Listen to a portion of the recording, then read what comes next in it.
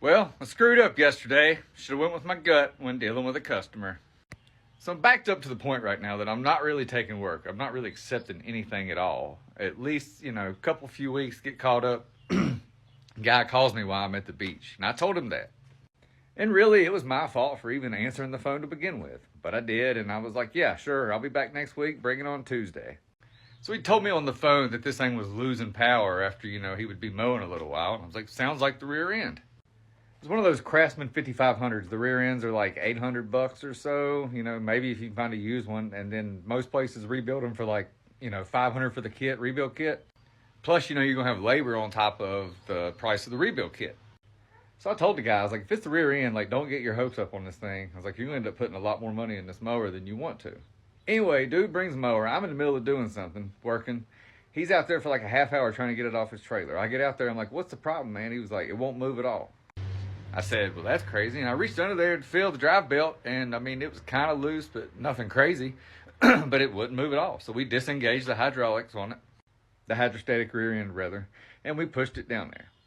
I told him I'd get to it whenever I got a chance, but also asked him to look around at all the stuff that I had ahead of it and just to be patient.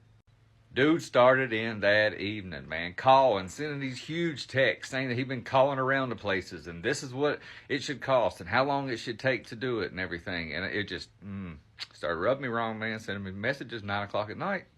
So then he tells me, he's like, hey, I've been calling these other garages and they're like, hey, we should check the drive belt and stuff on it. This thing has 450 hours. I said, you ever change the drive belt? He said, no. I said, well, that's what we'll do first.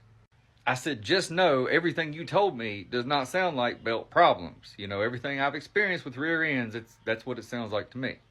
So I was like, okay, I'll get me a belt next time I get a chance. Friday morning, dude's sending me messages before I even get to work. Hey, just wondering how the mower was coming, wondering how things were going, So I made a special trip to the parts store, got a drive belt for this thing, come back, pulleys are stupid dirty, spent half the day changing this drive belt, cleaning these pulleys off, trying to get the old pulley off. Just a gummed up mess. Heating, beating, and everything in between. Finally get it all back together, drove it around, and I drove it for like 5 minutes, ran fine. Called dude, I said, hey, your mower's moving around. Well, that was where I screwed up, because he comes to pick it up, and he come out here and he just started driving around. Eventually, the rear end got hot and it lost power. I had the cruise set standing behind it, watching the thing turn, wouldn't pull. He looked at me, he said, well, what are we going to do now? I said, you're going to pay me for this new belt and we're going to put this thing on this trailer and you're going to take it to that place you were calling. It's $110 an hour and they can deal with it.